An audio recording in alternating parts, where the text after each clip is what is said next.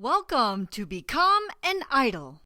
This is episode 4, Learning Experience Design, what it is and how it's applied to the instructional design process.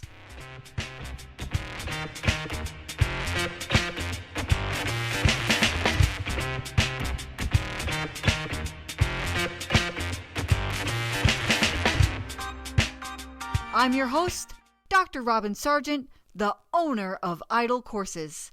This is the place where newbies come to learn and veterans share their knowledge. In this episode, I'll be chatting with James Finder about learning experience design and how it is applied to the instructional design process.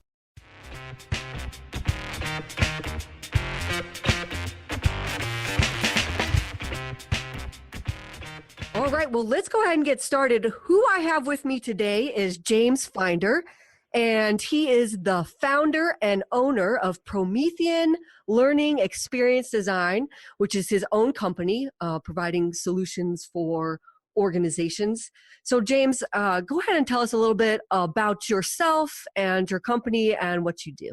Yeah, certainly. My company provides talent development and organizational change management solutions using a wide variety of tools, primarily using what's called the Plex Performance Canvas. And that's part of, like I said, a variety of tools that we use. We're skilled in instructional design, design thinking, as well as e-learning development and content development as well. So I'd encourage anybody who's listening to this to take a look at my website, www.getplex, that's GETPLEXD.com. To check out my website, you can download a free ebook, talks about our design sprint process, as well as the results we had as a result of running a design sprint, which were pretty awesome.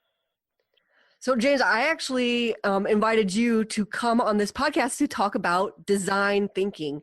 And besides what you just mentioned about your company, can you just share a little bit with us about why you're uniquely qualified to talk about design thinking? I think I'm uniquely qualified to talk about it because I've been a participant, I've been the focus, and I've been the facilitator of a design sprint. So I've seen it from all three angles, which I think gives me a unique perspective. I haven't just facilitated, but I've also been the subject of, as well as a sprint participant. So I think that gives me a unique qualification to really see the process from all three sides and really get a unique handle on it. Before we go any further, because a lot of our audience, they're newbies to instructional design, period. And so maybe we should just kind of define what we're talking about. What do we mean when we say design thinking, and how is that different from instructional design? Or maybe we just define design thinking first. Design thinking is just a series of questions, and really it varies from practitioner to practitioner, but really what I want to think of is the following. 1, who's my audience? 2, what do they need to be able to do? 3, why aren't they doing it now? And 4, how can we as an organization support our audience to get that thing done, right? So that should probably sound really similar to some of the tenets of what you've heard from an instructional design as well. Change management, organizational change management. Like I said, they share a lot of the same theories and a lot of the same application. It's part of a tool in a toolbox. Does that make sense? Yeah, that makes sense. And I had to do my research for this, James. And so some of the things I found is instructional design is a practice and design thinking is a methodology. So it's a way to come up with more creative solutions to problems by, just like what you said, empathizing with your end user and answering those questions to find out what's a real solution to the problem that they actually have. Exactly. 100% correct. I think that's a great way to put it. Instructional design is a methodology, much like ADDIE is a practice, right? And like SAM is a methodology, right? Something that IDEO came up with, Allen Interactions, the successive approximation model. So you got to tell everybody what SAM is. SAM is, long and short, is rapid prototyping, successive approximation model. We create something, we deploy it, we test it, we get user feedback, and then rapidly create something new after we've received feedback from it. We don't do it's not a waterfall approach, which is the traditional ADDIE method, analysis, design, develop, implement, evaluate, go back. right? It's sort of we're implementing and evaluating in sort of a constant flow. Does that make sense? Right, exactly. So ADDIE is waterfall. So that just means it's linear. You go from one step to another. You're never like going backwards to the other step. Whereas if you do SAM, it's an agile model, just like James said.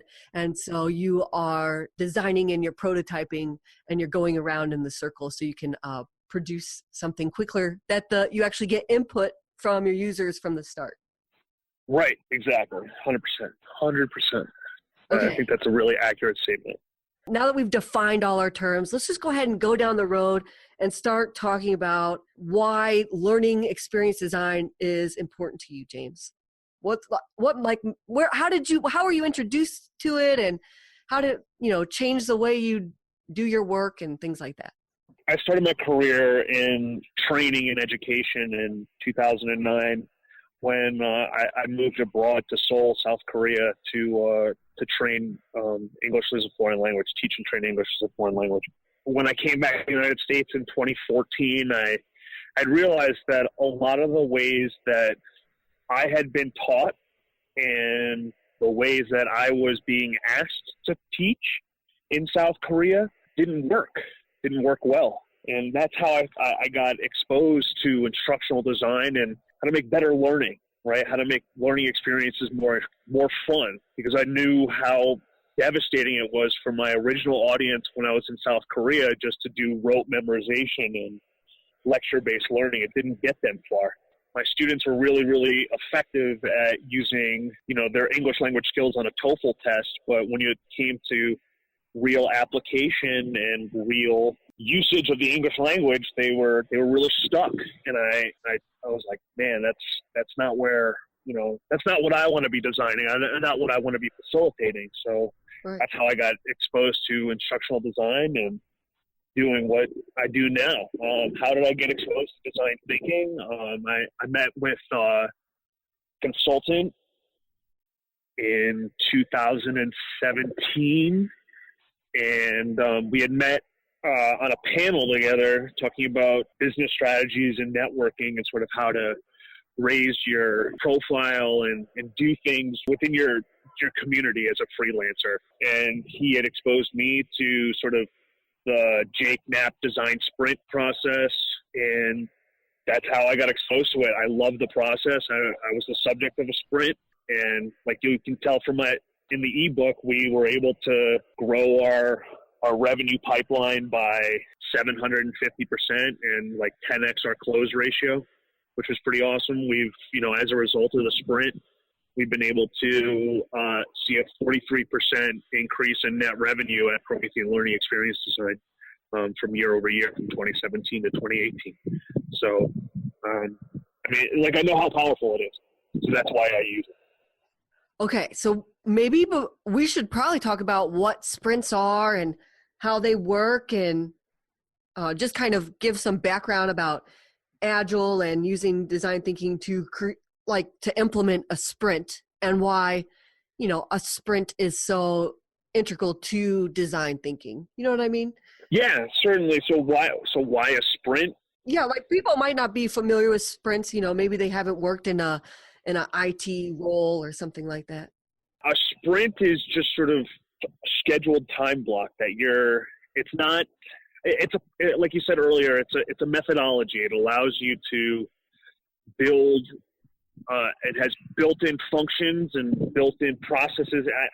I would recommend checking out GV Sprint. That's GV as in Google Ventures, sprint.com. And they have the whole process lined out there, even about 15 minutes worth of video that goes through day 1 through day 5 of what a sprint is. And I that's where I would probably do it injustice trying to go through it, better than they can. So that's what I would recommend to your listeners, would be to check out gvsprint.com, and you'll be able to get the resources there.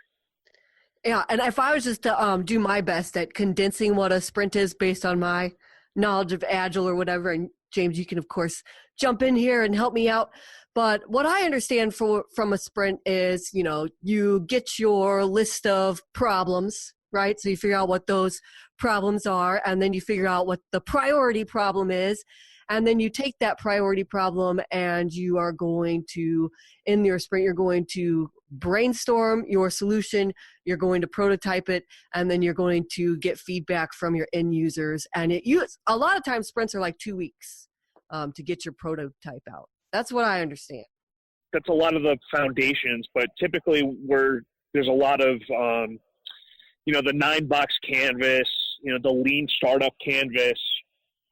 Like I said, I created the Plex performance canvas out of some of the materials that were available, like based on a 9-square canvas, and some of the work that Kathy Moore has done, and some of the work that IDEO has done, and some of the work that I've done in my own personal experience at what works, and created this canvas to sort of help guide what's going on during the sprint process.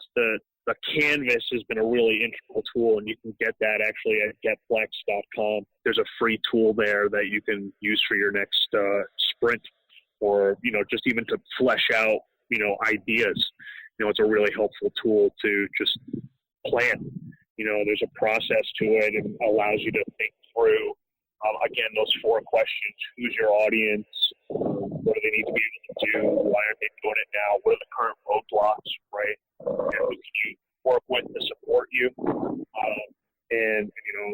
Those are the keys to any successful learning and development, talent development, change management program, is answering those questions. So I guess that just kind of leads us to our next question, which is, how do you implement this design thinking from the very beginning of any kind of project? So what does it actually look like? Could you flesh this out for us, maybe in an example that you've had recently? Yeah, certainly. So I'm actually going to be working with an organization to facilitate a design sprint in about 2 weeks, and they have a challenge that they want to focus on developing much detail about it. But I laying the foundation was getting our leadership stakeholders on board by showing them the resources, showing them the book, and the other teams that have done it. I mean, you're hearing the quote unquote design thinking. You're hearing that getting thrown around a lot in our industry. Yeah. And I think that's a lot of, you heard that last year with AR and VR, right? Yeah. You heard that 2 years ago with XAPI. You heard that, 3 or 4 years ago with gamification. And I think while design thinking, like you said, is a methodology and it works. The reason, and it's been around since, you can look up, there's relations to human-centered design. The 9-box canvas and sort of the process of human-centered design and design thinking, goes back to, the 50s and 60s. It's not new. It's a cycle, right? You can look at, the sort of focus on quality, right? Like we had that quality management, TQM, like real big fad in the 90s, right? And now that's not the fad, but you saw a lot of those pieces get implemented into Six Sigma, right? This is all stuff that I'm reading on LinkedIn from my PLN, Personal Learning Network. It's not new. It's just stuff that's worked before that's getting dressed up by vendors to sell stuff. Well, it's good. It's good to, bring it to, new instructional designers' attention, because they might hear, design thinking's replacing instructional design. And so it is important, that you do say, just like what you said, James, like it's not replacing, it's just a methodology to inform the practice of instructional design. Right. The practice of instructional design, of creating content that's going to empower your learners to do something different, that's not going anywhere. Right. Right. That's always going to be the goal. But the how you get there is going to change, right? And I think we're just finding out the process is different rather than the end goal. And I think too many organizations get caught up in the process.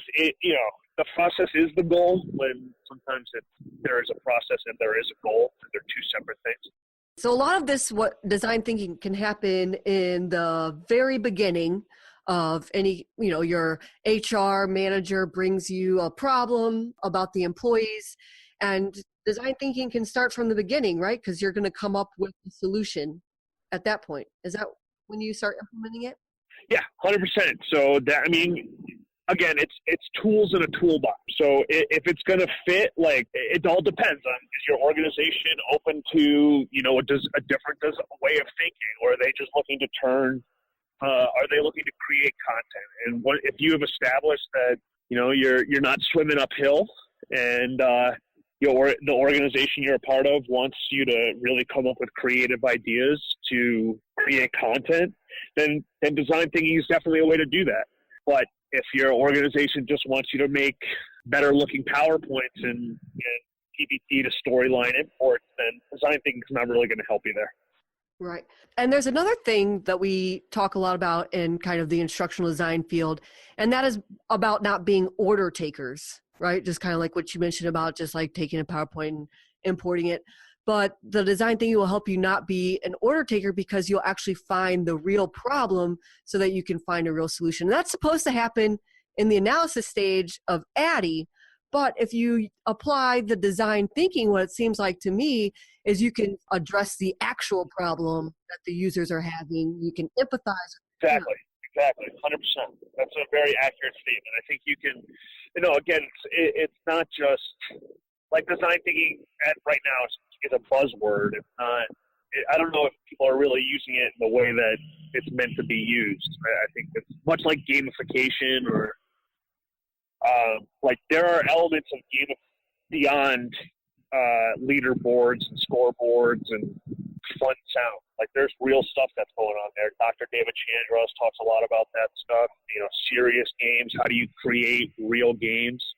So those are again, it's really difficult to say, don't be an order taker, but also there's the reality of, I think it's important to be, like you said, for new instructional designers or people who are just joining the field or new to it, you're not going to always have that flexibility. There's going to be times where, like I said, it's not going to be an effective tool in the toolbox, Right. Certainly still do your homework. And I mean, this is my recommendation. Still do your homework, still, come up with what the actual problem is by trying to get access to your end users, if at all possible.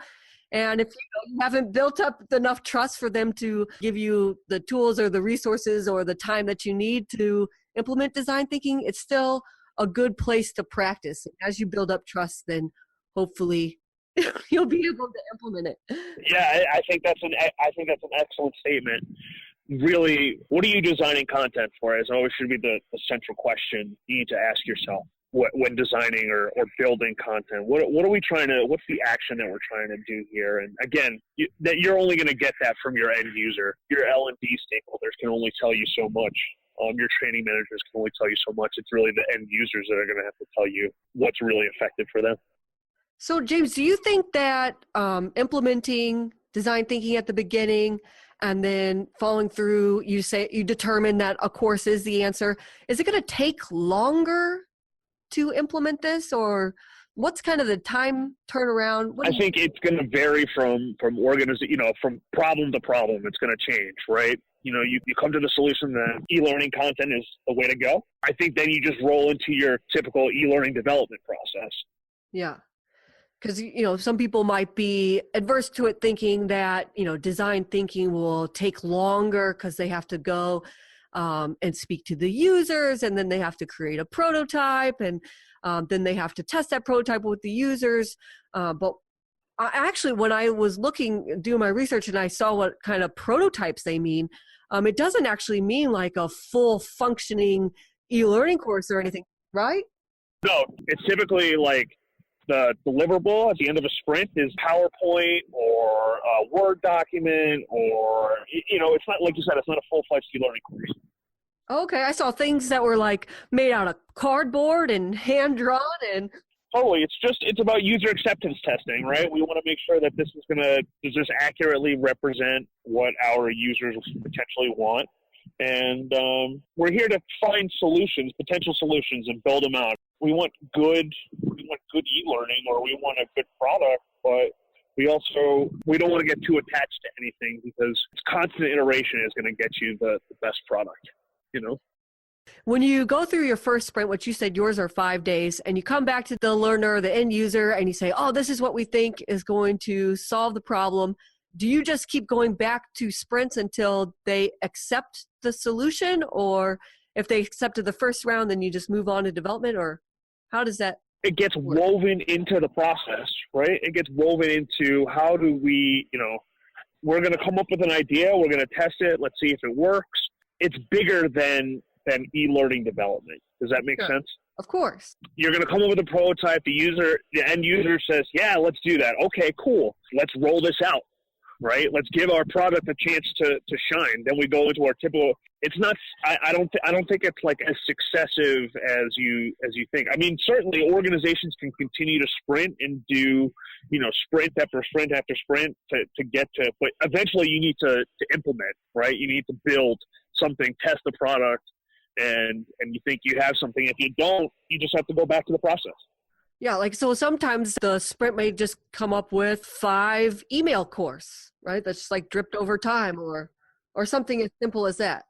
Certainly. And if it doesn't work, we go back to the process. Something didn't work. Okay, what didn't work? Here's the new inputs we had. Part of the sprint process is building a systems map, like what goes in, what are the inputs and outputs to the system, what kind of data did we get from our first iteration, that email, that 5 email drip course. Well, we found our open rate was only 10%. Well, okay, that's a problem. So we need to, obviously email's not the right channel. Let's go back to the end users and find out why is that happening? Why do we only get a 10% open rate? Well, it looks, the subject line was similar to a different, our IT filter is filtering out spam. So it's always going into the spam filter and it's always going into our spam folder. Well, that's a problem on us. You know what I mean? That's not the learner's fault.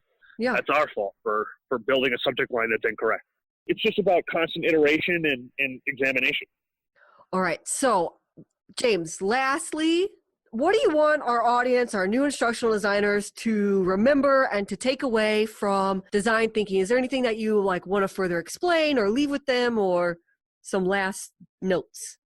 Take a look at getplex.com. We talk about our toolkit. We talk about our different open source free tools that you can use for development, for design, all kinds of stuff. So I just recommend have your listeners take a look at the website, maybe find something and connect with me on LinkedIn.